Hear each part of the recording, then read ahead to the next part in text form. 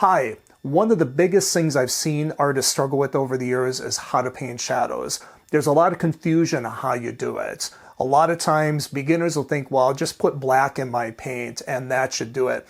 But shadows are not black. They actually have a color in them. The big question is, what color do you make them? So today I'm going to give you a quick tip on how to paint shadows in a sunny day setting. So let's get started. Okay, so let's talk about how to figure out shadows and how to mix shadows.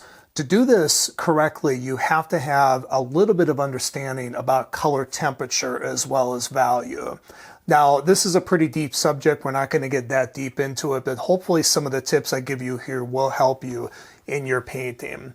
So when we talk about color temperature, basically it's just a fancy way of saying if a color is closer to the warmest color in the palette, which I consider to be orange. Now, there is debate about this out there, but generally the consensus with a lot of artists, including myself, is that orange is the warmest color in your palette. Blue would be the coolest color on your palette. So orange is your warmest, blue is your coolest.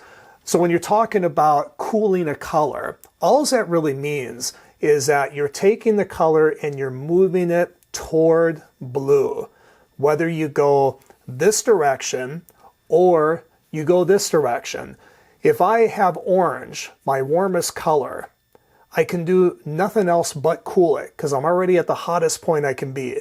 So if I move more toward red, I'm going cooler. If I go more toward yellow, I'm also going cooler. It's just two different directions on the color wheel toward cold, all right? Let's say I have violet right here. I can have a red violet, which is a warmer violet. I can have a blue violet, which is a cooler violet. And then blue, of course, if we warm a blue, we're either going to warm it going the green route toward orange or going the red route toward orange. So if I add a little bit of red to my blue, it's going to be warming it. If I add a little bit of yellow toward my blue, it's going to warm it as well. It just depends on what direction you're going. On a sunny day, shadows are generally, well, I say generally because you have ambient light and different things like that that can affect it. That's why this is a pretty deep subject, but this is the basics here. So a shadow on a sunny day is usually cool. The reason why is because sunlight is very warm. It's a big ball of fire up in the sky, and that big ball of fire, of course, gives us warm light. And therefore, when that light is being blocked by an object and streaking across, then what we see in that shadow area is no longer the warm light, but we're seeing coolness from the blue skylight. That shadow actually has color in it, and it's actually being illuminated by light on a sunny day. The light that is illuminating it is a very weak blue skylight. So on a sunny day, you have two light sources. You have the warm sun, which dominates, but then you also have the cool blue skylight, which is very, very weak compared to the sun. That's why the shadow will be darker, but it will also be cooler. So how do we figure that out when we're painting? Now, a lot of times when you're painting, we're going to think about cast shadows here. You're going to have two different general colors that you're going to see in cast shadows. It's usually going to be on the ground on grass. And the two colors that I've usually encountered is going to be green and also kind of a yellowish, ochreish color. Of course, you can have white with snow. Those cast shadows are generally blue. But a lot of people seem to struggle with the greens and the yellows, or a field of dead grass in the autumn. So that's what we're going to contend with today. Colors on my palette: titanium white, cadmium pale, yellow ochre, burnt sienna, alizarin crimson, ultramarine blue, cobalt blue, and sap green. And I just want to point something out. These two colors here are considered red. Really, the burnt sienna can be considered an orange, but it's kind of a reddish orange. So that's a warm red. Alizarin permanent is a cool red. So just to give you something to think about there. Let's start out with the green. So what I'm going to do is I'm going to mix a basic summer grass color. I'm going to take sap green, starting to travel south there, and cadmium yellow pale, And I'm going to put a little bit of titanium white into it as well, keeping that a somewhat lighter value. And we're just going to brush this. Actually, I'm going to work vertical here. Get that on my canvas. Okay, so we need to paint a cast shadow going across there. We know two things about this cast shadow based on what we just discussed. It has to be darker and it has to be cooler. So we have this very yellowish green on here. It really leans more toward the yellow than it does toward the green. But we have to somehow move this a little bit more toward blue. One of the ways, easiest ways you can do that, probably with sap green, which is a very dark green, is by just putting more sap green into your mixture. That's going to be cooler because it has less of the yellow in it, and it's going to be darker. So let's see how that works.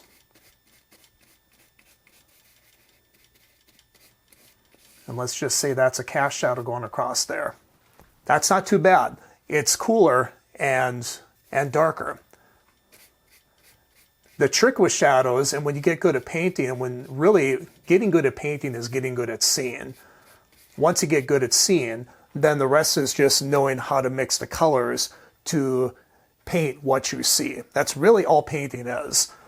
But being able to master that, of course, that is the trick. But let's say, you know, with the sap green, this is going to be, I don't know, it might be too cool. So I might want to warm it up just a little bit. So how do I do that? Well, I'm probably going to want to add a darker, warmer color to it. I don't want to add a lighter, warmer color, which would be the yellow, because that's going to lighten the value. We're going to get back to where we are here.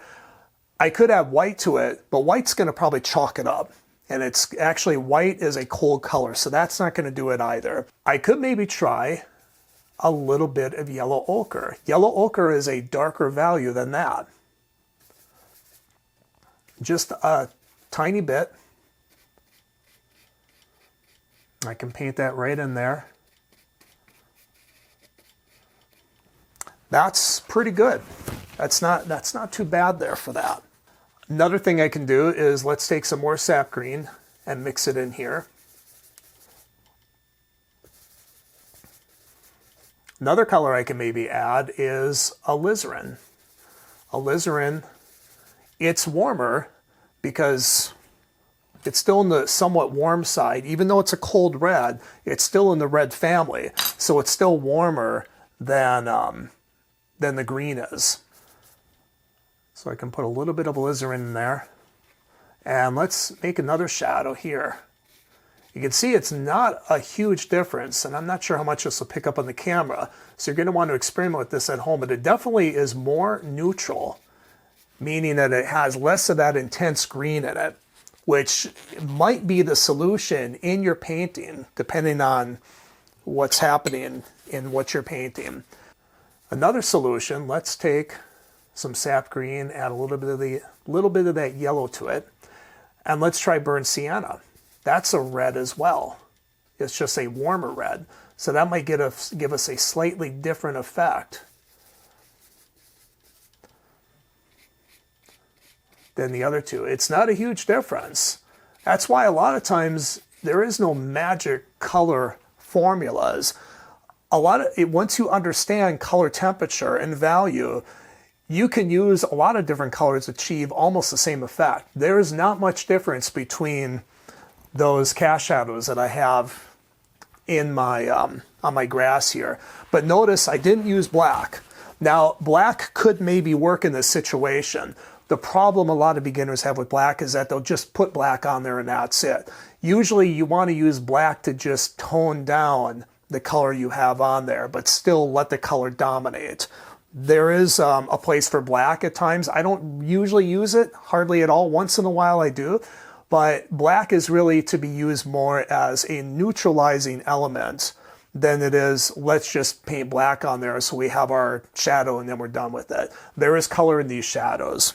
Okay, next let's try this with yellow. We're going to take some yellow ochre and some titanium white to represent our dead grass. I'm going to add And I'm not looking at any reference here. I'm just kind of going by experience here. I'm going to add a little bit of Cad Yellow Pale. And I'm going to add a little bit of Sap Green as well to give us a more natural color. Thin that with a bit of mineral spirits. So this is going to be our autumn field color here. I'm putting this in nice and thin, and that's one of the other things too with shadows, is that I put in my light color thin. Now if you put your light color in thick, it's not going to work like this. So another approach you can do too, a lot of times this is what I do, is I might paint the shadows in first and then build the lighter color around it. But if I am going to put the lighter color in first, then I'm going to put it in very thin so that the shadows will go over it easily. And then I can go back in, like around here, I can remix this paint and put some of that in a more opaque manner on top of the thin paint. But we're going to leave it like that for right now. Now the trick with yellow is that this is yellow ochre, and it's kind of in this yellow-orange family. So we're very close to our hottest color. So almost any direction we go, whether we go toward the green or whether we go toward the red, is going to cool it. The trick with this, and I think this is one of the colors that I see the most struggle with people as far as putting shadows in there, is this has to go darker and it has to go more neutral, quite a bit more neutral as well. And it can be hard to identify that color. So let me show you what I generally end up doing. So I'm going to put in more of my yellow ochre, which is basically our mother pigment, if you will. And I'm going to go in with a cooler color, which is ultramarine blue in this case. That's going to green it. Now the nice thing about yellow ochre is that it's got quite a bit of red in it. So when you add the ultramarine blue, it's not going to get heavy toward green because of the redder color of the yellow ochre. It's going to somewhat neutralize that green.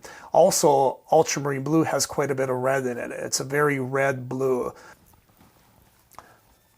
So let's put this in there and see how that works. Just ultramarine blue mixed in with that color. That's pretty good. It's neutral.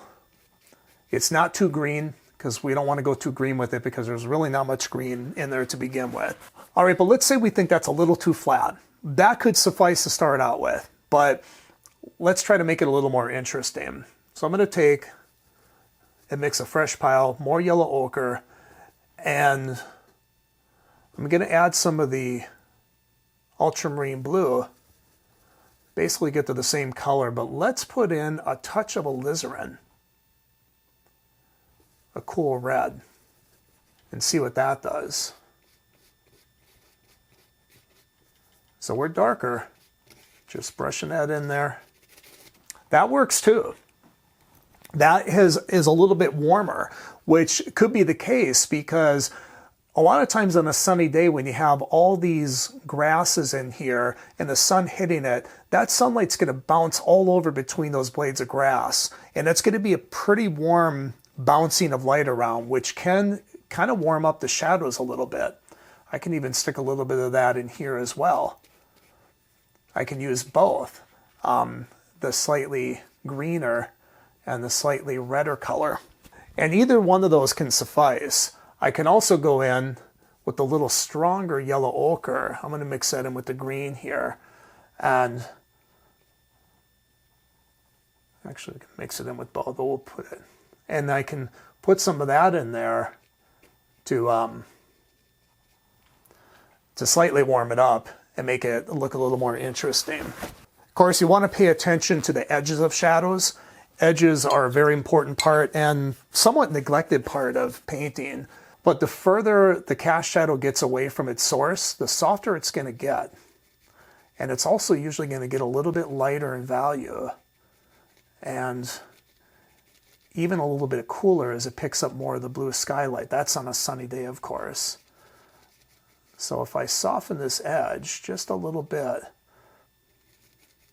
that can give me a little more realism too. So basically, what you want to do is when painting cast shadows on a sunny day, you want to use a darker, cooler version of whatever color is in there. And it can be more neutral too, as we have in the yellow ochre situation here. Don't just use black. It usually doesn't work unless you really know what you're doing. You have to be very careful with that. Of course, this is outdoors on a sunny day.